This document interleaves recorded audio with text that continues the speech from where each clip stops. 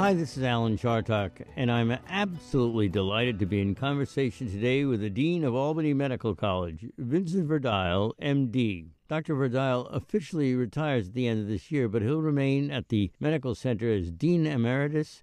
Dr. Verdile, a native of Troy, New York, received his undergraduate degree from Union College and his medical degree from Albany Medical College, class of 1984.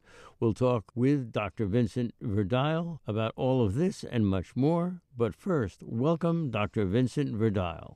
Thank you. Thank you for having me. Well, I'm delighted you're here. You seem awfully young to retire. What went into your decision? Well, I'm actually 66 this year, so I'm not that young. Well, I got you by 14 years. So tell us about yourself. So as you mentioned, I'm a local person, born and raised in Troy, New York. I went to Union College locally and then the Albany Medical College subsequently. I went to the University of Pittsburgh, and where I trained as an emergency physician. My background is in emergency medicine, and spent, after my training, which is 3 years, spent another 7 or 8 years there on the faculty at the University of Pittsburgh. Ran the emergency department at the main teaching hospital, the Presbyterian University Hospital, and then came back to upstate New York really to be closer to family. Both my wife and I are from upstate New York, the Troy area, and we came back up this way to be closer to family. What does the dean do? I'm the chief cook and bottle washer, so I do everything. The dean really has responsibilities over all parts of the tripartite mission. So I always tell people I live at the nexus of research, education, and clinical care. So I oversee, obviously, medical education, and we educate not only physicians, but nurse anesthetists, PAs, bioethicists, and scientists. I oversee the research program, and in 2020 we had over $20 million in extramural funding to support research. And then I also oversee clinical care, the delivery of care through my faculty practice, physician practice plan, which is now upwards of 450 doctors who drive the business for the hospital. Yeah. Well, it's a tremendous institution. First of all, the medical college has combined with the medical center. And when I first arrived, when Albany Medical College gave us this radio station, which I know you weren't there, but I have to promise you that we were then grateful and we still are. But it has made a tremendous difference to so many people. Look, people want to get into medical school. Is that a big issue for you, that you get a lot of pressure? The numbers are staggering. So this year, as a matter of fact, I oriented my 21st class, welcomed my 21st class of medical students to the Albany Medical College.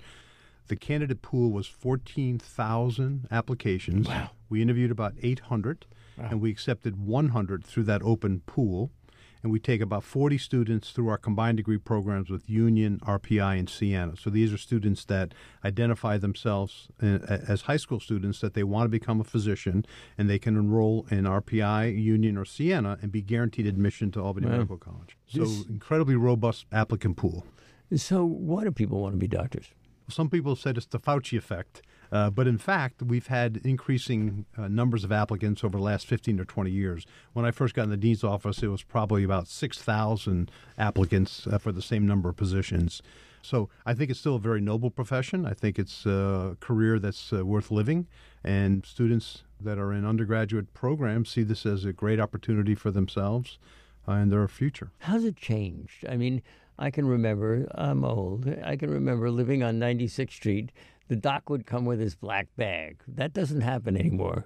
You know, if you're really sick, they bundle you up and they take you to the doctor's office. So there are still physicians that make house calls, which you describe, and we do that a lot with our senior geriatric patients who get discharged from hospital and need a closer follow-up than they could possibly get into their own doctor's office. So we actually dispatch a doctor or nurse practitioners in to see those patients. So we do that. But we've gone from that, what you described of home visits, to now telehealth, where care is delivered remotely through a telehealth kind of situation. So things have changed very dramatically. So you mentioned emergency medicine before, which is one of my favorite subjects. We have a little tiny hospital in Great Barrington, Massachusetts, where I live, Fairview Hospital. And the emergency department is superb. Those people have to know a lot about a lot, don't they? Yes, very much so. Emergency physicians are, I say, the jack of all trades, the ace of none. We know a lot of medicine and pediatrics and adults and geriatrics and obstetrics. So you name it, we have to have some understanding about the acute phase of an illness that would make you present to an emergency department. I may not know the long management of a person with hypertension, but I can manage somebody who's having a hypertensive emergency in the emergency department. So it's a little bit it's sort of on the front end of the acute care of patients that we spend our life thinking about and working towards. How has this community embraced or needed the medical college? That's a good question. I think I'll turn around and say that this community has benefited greatly from the Albany Medical College. Probably upwards of 40% of the practicing physicians in this community and the greater upstate New York community are graduates of either the medical college or the residency programs, the specialty programs at the Albany Medical Center Hospital. So the community has benefited greatly from having a medical college in its backyard. Now, the Albany Medical universe, of course, has expanded. They've bought a lot of other hospitals. They've merged with other hospitals. And how has that affected the medical school itself? So specifically related to the medical school, it's provided opportunities for different learning environments. So, for example, Saratoga Hospital, Glens Falls Hospital, Columbia Memorial Hospital, those are the only hospitals in those communities. And if you look at Columbia Memorial, it's a very rural community. So our students get an opportunity to do rotations there and say family medicine or general surgery and learn about a different practice style, not an urban setting, but more of a rural setting where it may be very different in the way patients present to the hospital or the types of conditions that they see. Has that changed your role as dean? I'm married to a Hudsonian, so I know a little bit about Columbia Memorial. And, you know, it wasn't always seen as the greatest institution.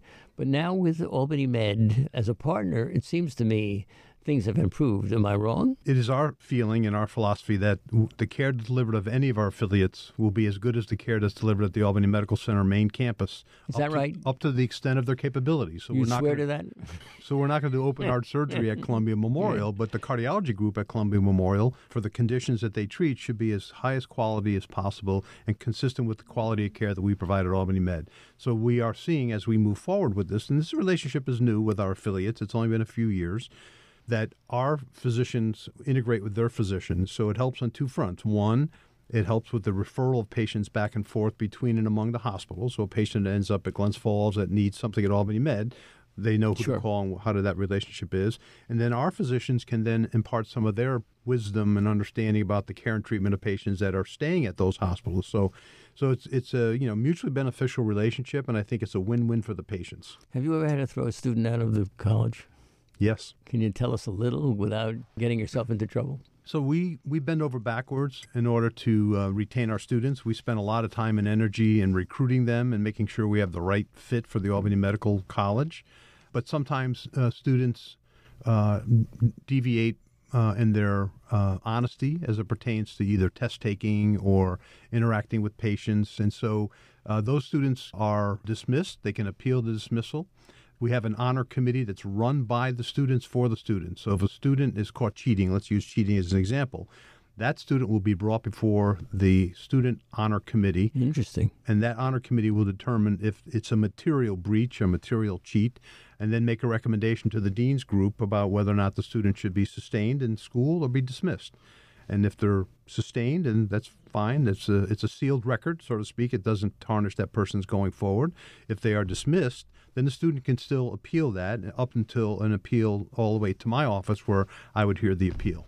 I hate to do this to you, but as we read the papers, there isn't much time that passes without a doctor having been accused of being sexually aggressive with one of his patients. Is this a no-no? It's an absolute no-no to cross that line, if that was your question. Yes, that is absolutely. the question. It's an absolute no-no. I mean, I think just like any profession, whether you're an attorney, whether you're a school teacher, I mean, there's clearly social boundaries by which you don't cross. And part of our training of medical students is understanding those relationship boundaries when you're dealing with patients. For example, you should never examine an opposite sex person without a chaperone in the room if you're examining sexual organs or body organs. So, yeah.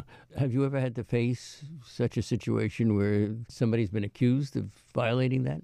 No, I've not had that one. I've not had the case where a physician or student has crossed the line and had to be dismissed for that purpose. I'm sure in history there are some examples of doctors having married somebody they met while they were a patient. I would bet that's true, yes. None come to mind, but I would bet that's true. Let's talk to you about raising money. Yes. Under your leadership, the college endowment has nearly tripled, growing from $43.5 million in 2001 to nearly $125 million last year. How come? How have you been so successful? Mostly because I put the time and effort into it. And How do you do it? I spend about a third of my time out there fundraising. And my primary focus for fundraising are the alumni of the medical college. Obviously, I'm happy to take money from anyone, but Sure. I focus my effort on alumni that have a connection back to the medical college and understand that they are where they are in their life because of the medical college. Yeah. So fundraising is a lot like sales. I try to sell a concept to a donor or potential donor about this is important, whether it's scholarship for students, whether it's new facilities or whatever it is, and try to listen very carefully to what the donor's interested in and try to match those up. So I have a laundry list of needs, and then I meet donors who articulate their interest, and then I try to match up their interest to what my needs are. Now, there are those donors, potential donors, who don't want to have their name on the door. Yes. Then there are thems that does, or that do, as we say. Tell us about how that works. You have to find out why they're there, but if they're there because they want their name on the door, why not? Absolutely. I would say 100% in agreement with you. If they want their name on the door or on the laboratory or on the classroom, I'm happy to put a bronze plaque there and have a ceremony and stand in front of the plaque with the donor. Many donors, to your point, don't want their name on the building or on the laboratory or on the classroom because they want to have their gift be more discreet, not attract other non-for-profit organizations that may want some money as well. So I have a lot of donors who have given 6- and 7-figure gifts that do not want it publicized, do not want anything in the paper, do not want their name on the building, and that's fine. So what's the relationship like between the medical college and the institution, the whole institution, Albany Medical Center? I think it's a great relationship that the way the medical college and the Albany Medical Center Hospital have come together. I remind people all the time that the medical college was founded in 1839, 10 years before the hospital. So I always remind folks that we were there first, and then the hospital came second. But under the leadership of Jim Barba and the board of directors. Wonderful man, if I may just take a moment to say so. I really love that guy. It's a mutual admiration. I do too. He picked me out of obscurity to do this job, and so I've been doing it for 21 years because he gave me the opportunity and the board of directors. But I would say that under his leadership and the board, and as you know, the Albany Medical Center Corporation was established sometime in the late 80s, but it wasn't until Jim Barba got in his role did really we begin to become an integrated healthcare delivery system and educational system. Now, Jim Barber is a lawyer, not a doctor. That's correct.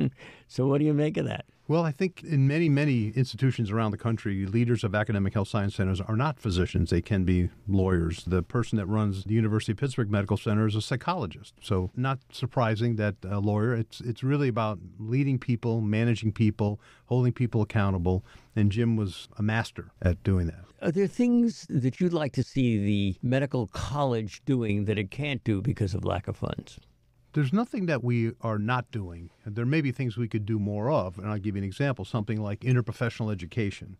So since we are a freestanding medical college, not attached to a larger university, we don't necessarily have access to nursing students or respiratory therapy students or pharmacy students. So when we want to put together interprofessional education teams to teach students how to work together around the care and treatment of a patient, we have to speak to the College of Pharmacy or speak to Russell Sage. So I think we could accelerate interprofessional education if we were all under one roof, so to speak, which I see at other medical schools that are parts of larger universities. Well, can you make that happen? We are. We've begun those conversations, and we're dealing with the nursing program at Hudson Valley. We're dealing with the nursing program at Russell Sage, obviously the College of Pharmacy right across the street. So we're doing very interesting things with having pharmacists, for example, be on the teaching rounds when students and residents are on the floor. The pharmacists will come and be there as part of the educational milieu for those learners. So it's been very interesting. So let me ask you this. You are, of course, a doctor, an MD, Dr. Verdile, and the question I have for you is, do you have to keep your hand in? In other words, do you treat patients? I know that we know a lot of doctors, and some of them are family friends, and they are just besieged by telephone calls from their relatives and their nieces and nephews and their friends. How does that work for you? So the attractive part about emergency medicine was that you could really be a shift worker. You could work your 10 or 12 or 14-hour shift and then have a day off, and you're not involved with patient care, and you're free to take up your hobbies or do whatever you'd like to do. I stopped actually seeing patients in 2004, 2005, only because it was difficult managing my time. There was a lot of work to be done in the college. ED is a very busy place, and so I had a hard time managing the time of both. Plus, because I wasn't working a full regular schedule, it was hard to maintain privileging and procedural-based competencies. And so I was becoming less and less effective in my own mind as far as being able to provide the care. But I still get tons and tons of calls from friends and family and cousins about issues related to, can you identify the right physician for me to get in touch with in order to have something addressed? So that still happens quite a bit. Well, so let's talk COVID. I mean, we have to do that. All of a sudden, this thing has hit and come over the American people and the world, of course, in a way that we never expected. And now it seems like this is just the beginning. What can you tell us? Well, obviously, the Delta variant, we have our eye on that right now and watching very carefully the 7-day rolling average in our upstate New York area. So we see it increasing. So obviously, we're keeping our eye on the variant. Clearly, the vaccine works. It's safe. Over 165 million people in the United States have had both doses in the case of the Moderna, Pfizer, or single-dose Johnson & Johnson, and the side effects are minimal. So the vaccine works. It works against the variant, and even if you contract the variant after being vaccinated, you have a much more modulated or less severe case of COVID. Have all your doctors been vaccinated? Yes. Our physician staff, our nursing staff, and our medical students up to this point. So do you see this as something that we can expect a lot more of, this COVID thing? Specifically related to COVID or other pathogens? Yes, other pathogens. Thank you for that. I think that we will see more COVID. I think it'll be endemic rather than pandemic. And I think we will see other pathogens, other viruses that emerge. Dr. Fauci gave a talk at Albany Medical College probably in the early 2000s and talked about the emergence of virulent pathogens around the world. And there really is no way to predict where they will emerge from and what their form and nature would be. But he was concerned back then, and that was almost 20 years ago. So you're going to retire. What are you going to do? Well, my retirement will be staged over 2022. I've committed to Dr. McKenna, our new CEO and president, to make sure I transition my office to the next person. So my transition was only a couple of weeks when the person that I replaced moved on to another position. So that'll take 90 days, 120 days. It's a different organization now than it was in 2000 when I got in the dean's office, as we talked about our affiliates and changing educational paradigms. So then after that, I think my time and energy will be focused on fundraising and laying the groundwork for the new dean and for our new president related to raising money for the medical college and the medical center. So you're going to stay basically as an important cog in this Albany Medical Hospital regime. I'm going to stay as a cog. I don't know. Important is well, raising money. Yes. certainly you will. So why are so many Americans not taking the vaccine, do you think? There is vaccine hesitancy for every vaccine, so this is not unique. So for the flu vaccine, we only get about 60% of the U.S. population takes the flu vaccine. Why? It's effective. It's safe. Don't know why. It could be cultural. It could be a million different things. Religious basis, why people don't take it. Suspicion that, it's a drug that's going to harm them in some way or cause some side effects. So I can't explain vaccine hesitancy other than it's our obligation as healthcare delivery systems to educate and motivate people to see the benefit of it and try to get as widespread as we can. Well, you sound reasonable. Doesn't it make you angry? It makes me angry. I'm not angry about it. I'm curious about it. And, as you talked about people calling me for doctor arrangements, I take probably a dozen calls a week about the vaccine and people asking me about it. And I give them the same information. It's safe. It's effective. 165 million people in the United States have had it. They're doing just fine. So I think it's part of education, and what physicians do is educate, and it's our obligation to educate people and bring them to the decision that they are comfortable making. I think there will always be vaccine hesitancy in this country. I don't think we're going to get 100% of the U.S. population vaccinated. Is medicine these days too specialty-oriented? In other words, too many doctors specializing and don't often talk to each other when treating the same patient. Put another way, and adding on a caveat B to this, I remember when Dr. Bowerhan in Copake, New York, or Dr. Gilligan in Great Barrington, where I lived, You went to them, and they solved your problems. They told you about what you were doing. Now you get into a doctor's office, and they send you to another doctor. And maybe that doctor sends you to two more doctors. So there's a tremendous splintering effect. Bothers me a lot. I wondered what you think. Yes. So what I think is two things have happened. One, there's been such an explosion of medical changes in medical technology, medical therapies. It's hard for the general practitioner to stay up to date. So I mentioned that I slowed down my emergency medicine practice. Between the time that I slowed it down and actually departed, new drugs were coming out that I had not even been schooled up on yet. And just in my little discipline of Don't you watch medicine, television? Yes. So I think what's driving physicians to be subspecialized is the niche play of cardiology, for example. You become an expert in the care and treatment of patients with heart disease. And in that case, you have learned the entire spectrum of that disease and all the therapeutics and managements of that disease.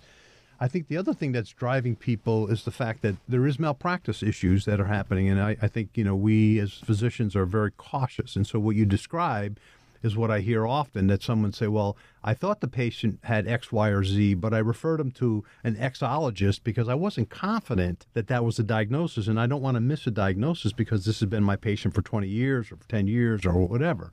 So that guillotine sort of hangs over the head of physicians sometimes to worry about, have I done enough to make sure this isn't cancer or this isn't a brain tumor or whatever the disease might be?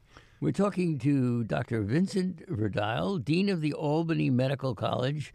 And Dr. Verdile, the question then becomes money. Do doctors make more or less than they used to? Doctors clearly make less today than they did even 10 years ago. Really? Yes. Can you explain that?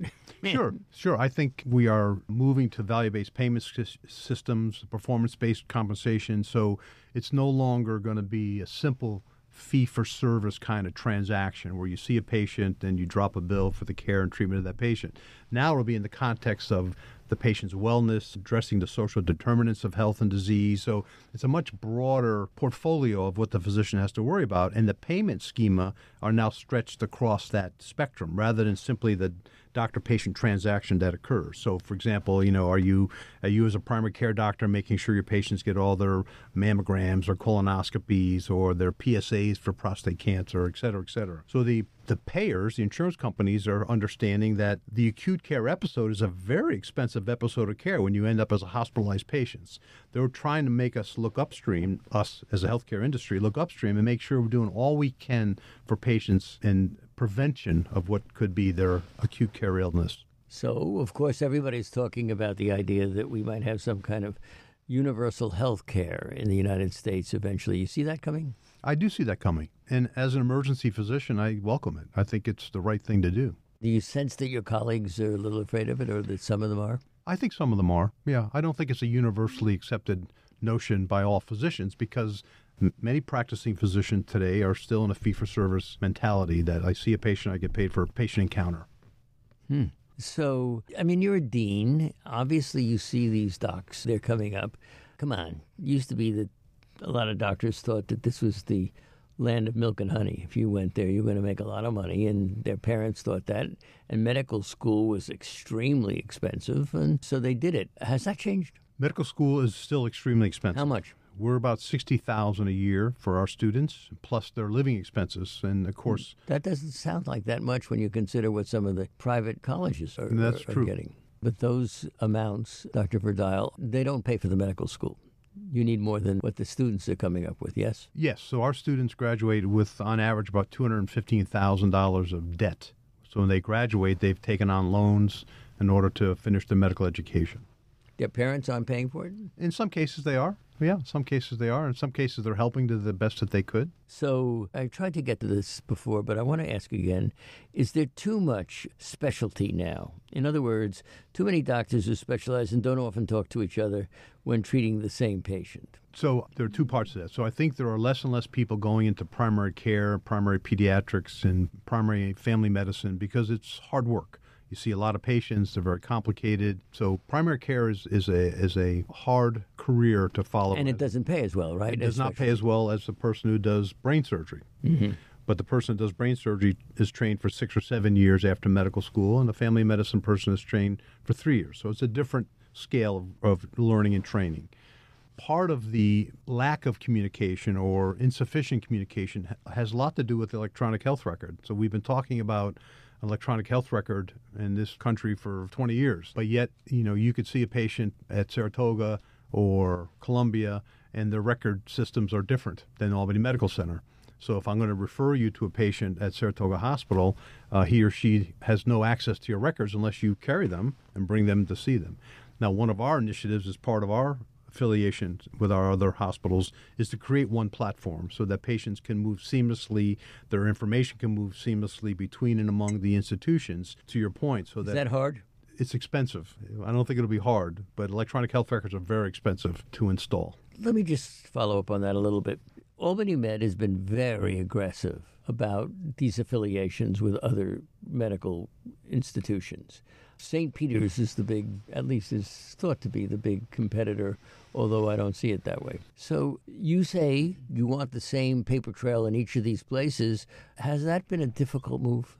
We are just embarking on that discussion now with our affiliates. So we have not come to a conclusion on either the type of platform, the electronic health record platform, or how it'll be installed among and between us. But the vision that's been articulated by our board of directors and by our president and CEO is if we're going to be partners in the care and delivery, in the providing care to the community that we serve, then we need to be as facile with exchange of medical information as we can be, and that can only be done with a single platform, electronic health record. Well, so we hear about gene editing these days and the possibilities, both good and bad, as a result. What will medicine look like in the future? Do you see a day when cancer is cured?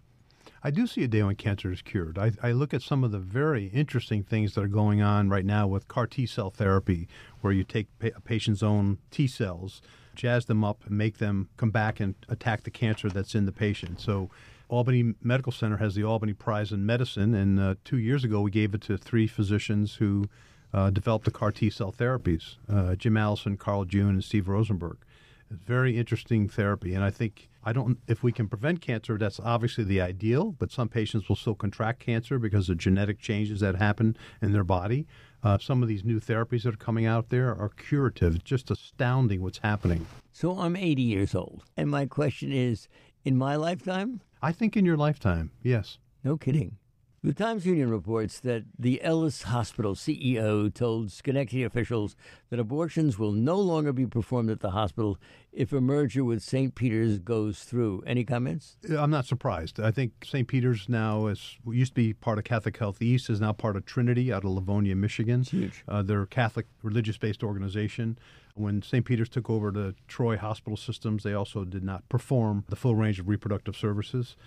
So it doesn't surprise me that if, in fact, the relationship between St. Peter's and Ellis matures and they become a part of their system, that those procedures will be prohibited. I think the paper said they do about 50 abortions a year at Ellis Hospital. So how do you feel about that? I feel committed to providing the full range of reproductive services. That's something that the Albany Medical System is committed to doing, and we will continue to do that. So I think as an organization, we need to teach that to our students and our residents that perform those procedures, and we should offer those services to the people of this community. Are you Catholic? Yes, I am.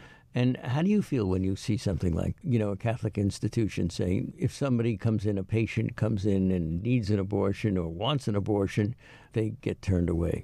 I think they are not a full-service hospital, and they're not serving the needs of the public to deny services at their facility. So the president, Governor Cuomo, the former, who I knew quite well, one bishop once said, "You'll burn in hell for doing this." Has that ever happened to you? I've never been to hell, but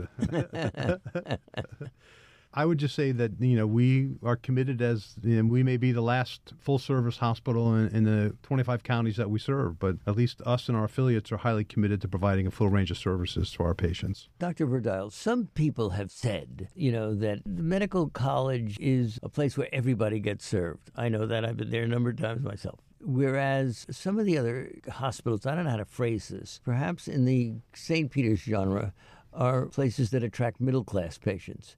Do you see that at all? I don't see that. This region, I think, is well served by the hospitals here and how we take care of indigent or Medicaid patients. There is not one predominant hospital. We all share in the care and burden of uninsured. And honestly, uninsured is becoming an old term now because of the ACA, and people now have an opportunity to ACA Obamacare. Obamacare, yeah, to have an opportunity to have access to health care. So upstate New York did not have a lot of uninsured to begin with, but there were some. But the fact that now they can go online or subscribe and get ACA health insurance, which is essentially Medicaid health insurance, so the number of uninsured patients have gone down considerably. Is competition among the hospitals a good thing? Absolutely a great thing. Could you elaborate? I think competition among hospitals leads to better patient choices. So I think the more public we are with regards to our outcomes, our costs, the more informed the consumer is. So talking about buying a car, sometimes you spend more time thinking about how and where you're going to buy a car than where and how am I going to have my open heart surgery done? Who's going to do it? What's that doctor's outcomes? What's his profile in the New York State databases? So I think we should have a much more transparent system so that people can make intelligent choices. Dr. Verdile, I live right over the line in Great Barrington, Massachusetts, 2.5 hours from New York City, 2.5 hours from Boston. People have to make up their minds, and quite often they say, well, if it isn't a major teaching institution in Boston or New York, I want only the best. Now, I say that in order to provoke you, but is that fair? Well, I do think that academic health science centers, and particularly attached to a medical school, tend to attract a caliber of doctor that want to be in a teaching milieu and be involved with clinical trials, bringing cutting-edge therapies to patients, and being involved with new technologies. And I think that's the difference between an academic health science center and a community hospital, where physicians may not have the same curiosity or the same interest in advancing medical knowledge. Just for the sake of definition, Albany Medical College is... It's an academic health sciences center because it's a medical school attached to a hospital. Right. With teaching programs and research programs. And okay. Again, so back to the tripartite mission. Right? I live my life right at the nexus of the tripartite mission. Right. So are people wrong when they say, I insist on going to Columbia Presbyterian or to someplace in Boston as opposed to the Albany Medical Center?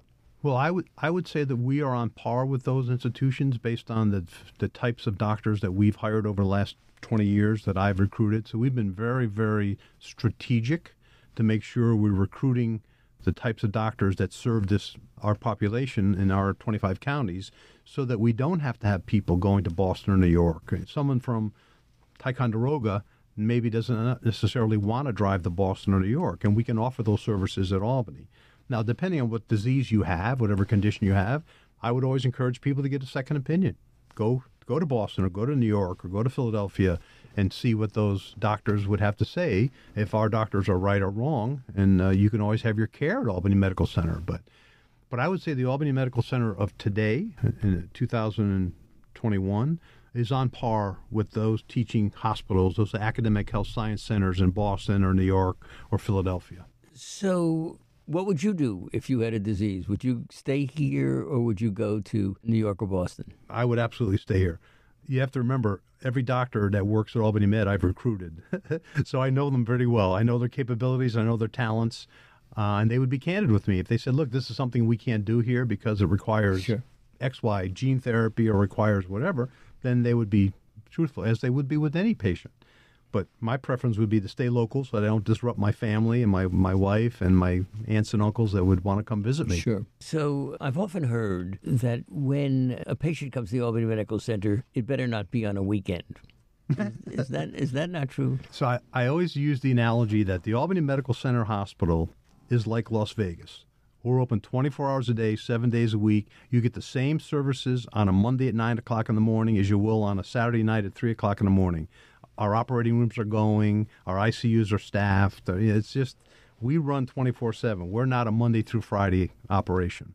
You and I share one thing in common, that's for sure. I defer to you in almost everything else, but we have both been responsible for hiring. Yes. A lot of people over the years. What do you look for? So it goes back to the questions you were asking me earlier about, how do physicians come off the rails and behave in a certain way that's unethical or bad conduct. Okay. So I think, when I don't necessarily have to review a curriculum vitae, I really want to know about the person. Yeah, absolutely. What their interests are, how they spend their time, how they got to where they are. So those are really important question about the roundness of a person or the whole sphere of that person. That's really what I look for. Now, more and more people who are going into medicine, have been educated in other countries. How does that affect you? So there's two parts of medical education. So one is what we call undergraduate medical education. So you go to a medical school, either allopathic or osteopathic medical school. Those are all U.S., for the most part, U.S. students. So we don't have any, for example, international students in our medical school. So no Indian students in your medical school? Yes, but they are U.S. citizens. They are first-generation Indian American folks. That's not what I meant. Yes. Yeah. Now, in graduate medical education, which is, you think of that as sort of the finishing school to undergraduate medical education, where you come and learn how to be a family practitioner or a urologist or a neurologist. In those programs, there are international medical school graduates that enroll in those programs. So we may have 15% of our residency training program slots filled by an international graduate who could be from a European school or a Caribbean school, or we could have a U.S. citizen that studied in Ireland for medical school and then came back to the U.S. for their graduate medical education training. So can you remember in your experience having a potential doc come into your office and sit down and you said, uh-oh, and if you said, uh-oh, what might have been the uh-oh? Well, I think the uh-ohs for me were what we were just talking about before, is how does that person interact with me, with other people that they've interviewed with, and I think that's a glimpse in how they interact with their patients. Is that important when you're a brain surgeon? Absolutely. How so? Because the brain surgical procedure may last 90 minutes, but the pre-surgery and post-surgery may be months. So the way that surgeon interacts with people and the way they comport themselves and the way they speak to people is very, very important. I want my brain surgeon, after surgery, before surgery, to be able to sit down, hold my hand, explain to me what happened, talk to me from the heart about my brain tumor. Wow. It's very interesting because, there are many people who need expert help, and they have to really rely on the people that you've hired and the people that you have. And so one wonders, Dr. Verdile, whether or not the best brain surgeon in the world who can't relate to human beings may not be what you want. I knew a guy who's supposed to he's dead. The top pediatric brain surgeon in the world, a guy by the name of Fred Epstein. He'd been there for a long time. Long gone now, and people don't remember him, but his picture was on the front page, I believe, of Time magazine, and used to bring people from all over the world, and he would operate on them and do that at NYU, I guess he was. So if you get a star, can you keep them? Well, there's a couple of parts to the question. So many of our physicians have been with the medical center 10, 12, 15 years. I have just recruited some new clinical chairs. We have 12 clinical departments, but the ones that have left had been there between 12 and 20 years, some 29 years. So there's Albany, upstate New York is a great place to live. It's a great place to raise a family. So we've been very, very fortunate to be able to recruit top talent, bring them to Albany, and have them nest in and have a fulfilling career here. The second part of your question is, I don't want to sacrifice the compassionate side of medicine from the technical side. So yes, there have been people that were incredibly well trained, highly technical, the top cutting edge of their field, and a great history, but did not fit sort of the Albany Med milieu and cultural milieu about caring about people. I'm a political scientist, so how is the political apparatus, the political part of Albany, how does it relate to the way the medical college does its job? It's a very tough question, I know that. But in other words, Albany is a place that's the capital of New York State. I know that, I'm not supposed to say it, but that Governor Cuomo, the former Governor Cuomo, used Albany Med when there was trouble. Yep. So you're also going to be asking state government for money. Does the fact that you're here help you in terms of the kind of money raising that you spoke about in the beginning? So I would say we have a great relationship with the Department of Health and the Commissioner of Health and the second floor of the governor's office as it pertains to conducting health care in the state of New York. I think we've had a very good iterative exchange of ideas, and particularly through COVID, we were very interactive with the governor's office and particularly the county commissioner, Whalen. We had a lot of interactions with them. But I don't think we're treated in a special way as it comes to this disbursement of monies from the state government. I think we're treated like any other facility. We articulate the argument. If the argument seems compelling and the state has the funds, we have access to funds. But I don't think there's any special treatment, not least that I've ever been aware of. How are we doing with gene editing as a future fix? I think it's very exciting. I think one of the Albany Med Prize recipients were a group of 5 who discovered... You should stop there, and we should remind everybody that Albany Med gives out a prize every year for a really distinguished doc or series of docs. Yes. It's a $500,000 prize that was founded by Marty Silverman, who we knew here very, very well. Yes, what a great gentleman. And this is the 20th year that we've awarded the prize, and I can't tell you who it is, but it'll be very interesting. So 2 or 3 years ago, we gave it to the CRISPR group, five scientists from around the world: Spain, Germany, Stanford, MIT, and Rockefeller. And their gene editing technologies, which is fascinating, may cure, for example, sickle cell disease, be able to change the genetic component of a cell, blood cell, so that it doesn't sickle. So it's fascinating. Dr. Verdile, how do you do that? That I can't explain to you. I'm an ER doc, remember. Yeah. I can't explain that to you. But it has That's to do ER, not ear. That's ahead. Right. ER, emergency medicine. I can't explain to you the technology, but it's essentially going in and splicing and removing and replacing. The genes. The gene. Yeah. And we think that this may be the cure for cancer, too, right? Could very well be a cure for cancer. You've identified many, many genes that are the precipitant for cancers, P53 and colon cancer. So if you can figure out how to adjust that gene before the emergence of a cancer, then that's really preventive health. Doctors are scared, quite reasonably so, about being sued for malpractice. And that's why the insurance that people have to pay is so huge. Now, at your place, obviously, they don't have to worry about that. The college worries about it, isn't that so? Yes, we are a self-insured institution. So our physicians and our nurses and our technicians, we self-insure them. So we do not have a third-party malpractice company that provides us insurance. But if you get hit real hard, that could be a disaster. We have layers, yes. We have layers that are insured by other agencies, but the primary responsibility is the Albany Medical Center's responsibility. What about walking around? I often talk about management here at WAMC, management by walking around. Yes. Do you walk around? All the time. I'm a walk-around person. We have in our organization, we call it Senior Leader Rounding, and we just started a new phase this week.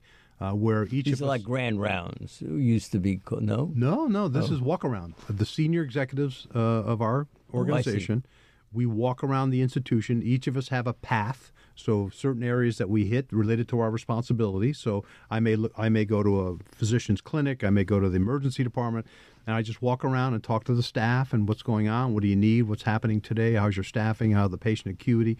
So we do senior leader rounding. So there are 7 of us. We each have a pathway that we walk through the organization to see what's going on and have our ear close to the ground. And I think it's very, very helpful. We've been doing this for 6 years now. So we were on medical malpractice. I wanted to ask you about this. Has that gotten out of hand that physicians are so defensive about being accused of anything that it may work to eliminate some of the things that made it the old docs so great? Yes, we were talking about that a minute ago. I think you're right. When we talked about the fact that medical care sometimes is fragmented and the primary care doctor is handing off patients to all these subspecialists so as to not miss something. Sure. And part of that is the fear that by missing something, you're going to get sued by that patient or that patient's family should the patient not survive. So I do think that drives, for example, maybe unnecessary testing, X-rays, CAT scans, MRIs, unnecessary referrals to other physicians. But it is where we are today. The cost of malpractice in the state of New York is astronomical. Talk to me about cannabis marijuana reform. Yes. What challenges does that offer to a medical center, a medical hospital, a doctor? Well, the challenges are that as an employer, we drug test all of our employees, and so now this is going to be in everybody's drug testing, right? So every doctor gets it. Every employee. Every employee gets tested. Mm-hmm. You have a test that will tell you whether somebody's been imbibing marijuana? Yes. No kidding. I didn't think they had that yet, which is one of the problems. Yes, it with detects the THC, yeah. I'm sorry, could you say that again? It'll detect some of the metabolites in the marijuana. Okay, and the implications for you if they were positive? Well, we're grappling with that right now because if it's legal, if they're not impaired and they've had marijuana over the weekend, how do you say they can't come to work? Or they Now, can't you're an be ER employed? doctor Yes. by training. What do you think? Well, I think legalizing it is fine. I think that if we look at the Colorado experience, there was a lot of collateral damage related to legalizing. And what I mean by collateral damage, pets were ingesting marijuana that was left on the table, edibles. Children were having ED visits because they were picking up edibles and eating them and having to be brought to the ED. The amount of driving under the influence went up in the state of Colorado as a result of marijuana. I think it's the right thing to do, but I don't think it's without consequence, just like alcohol has consequences. So, could you compare the two, the alcohol and the marijuana? I think they're comparable on their. Have you seen it? I mean, has the institution seen people going off the rails because of marijuana? No, we have not. Not yet. Not yet. And comparing alcoholism and marijuana usage, heavy marijuana usage, any insights? I don't think they're comparable. I mean, alcoholism is a very different disease than chronic marijuana use. Okay. I want to talk to you a little bit about your teams. We are always hearing on the air that nurses aren't paid well enough and that they're not getting enough. Is that right? Now, I don't think at Albany Med that's correct, but maybe elsewhere that's correct. We just came to a very great agreement with the nursing union, NISNA. That took a while, didn't it? It did take a while, yes, to come to terms. But we've come to a great contract, which gives them a 1.5% raise every year with another 1.5% opportunity for merit. It flattens the cost of health care insurance. And it's consistent with our philosophy about being fair to all of our employees, maintaining quality, safety, and being fiduciarily responsible. We are, as a not-for-profit organization, we have to be responsible. So this contract meets all of the elements that our board articulated for us. Every time I've been in a hospital, the nurses take care of me. Nurses are central front line to us. There's a question there somewhere. So in terms of the way we honor them, in terms of the way that we pay them, are we doing enough across the board? You know, you're dean, you're going to be dean emeritus. Do we respect them enough? I think we do respect them enough. I think we give them a great deal of credit and responsibility for all that they do as our healthcare providers in our institution. Compensation is a tough one for all of us. I think if you look at the margins of New York State hospitals, it's a very, very thin margin. And so we try to be fair to all of our employees and try to keep up with the market and compensation in the market. And I think we've done a very good job up to this point. We've been talking with Dr. Vincent Verdile, the Dean of the Albany Medical Center. Dean, I want to ask you this. You have associate deans who report to you. Is that tough, that relationship? It's a great relationship because I like to surround myself with people that are way smarter than I am. So it's been great. Me too. It's been great to have a group of colleagues that are energetic, they're passionate, they love the missions of the medical center. So I've been very, very fortunate in my 20 years to be surrounded by incredible people that really have made me successful. And I thank them innumerable times for all their contributions to Albany Med. At what o'clock in the morning do you ever turn over and say, I shouldn't be retiring? No, I'm ready. I think this has been 20 years plus a year as the interim dean, and I'm ready to refocus myself, still be an important cog in the system, as you mentioned. I still think I can have a role to help the organization. But the day-to-day operational things that I'm involved with, I'm ready to say I made my impact. I've done as much as I could get accomplished. Time for some new eyes and ears and energy to take over. How do you handle crisis? In other words, all of us who run organizations have periodic crises. Yes. People come to us and say something happened, we have to deal with this now. I'm not great at it. How are you? So I'm not without crises in our organization, and particularly my parts of the organization. So I try to be, first and foremost, a good listener to hear about what happened, what transpired, who was affected, who were the parties that were involved with it, and then come to a conclusion and an answer that gets to the right end point for the organization. So I worry not only about the medical college, but the reputation of the medical college and what impact the crisis will have on it. So that's my broader concern all the time. So I insert myself early on. I interview the parties that are involved. I try to understand what transpired. Then I make a decision. And sometimes that decision results in not all the parties being happy, as you can imagine. But sometimes people walk away and say, you know what, that was a fair decision. We had a bad crisis and we came out with a good decision. And do doctors fight with each other? Doctors fight just like anybody who works with colleagues. You have your disagreements over time. I wouldn't necessarily use the word fight, but yes, of course. Is it about prestige or philosophy or technique? Why do they fight? Sometimes it's about resources. If you have an extra nurse and I don't have a nurse, or you have a research technician in your lab and I don't have a research technician in my lab, some of those things boil to the top once in a while. And then you say to them, boys. Or girls, yes. Stop this. And that raises another issue. We only have a minute left, but women in the medical profession, yes, there's been major change since you became the dean, obviously. Are you optimistic because of what you've seen? I'm very optimistic. I think the medical school classes are now over 50% women around the country. We're not unique in that regard. And in reflection of that, I have 12 clinical chairs and 4 research chairs that run my departments. Of my 12 clinical chairs, 6 are women, and of my research chairs, 2 are women. So I've begun to, move an agenda that increases the diversity and inclusion of my leadership team over the last 5 or 7 years. Well, we've been talking with Dr. Vincent Verdile, Dean of the Albany Medical College. Dr. Verdile, thanks so much for joining us today. I've learned a lot, and I so appreciate your being here. Thank you for having me. I enjoyed it too.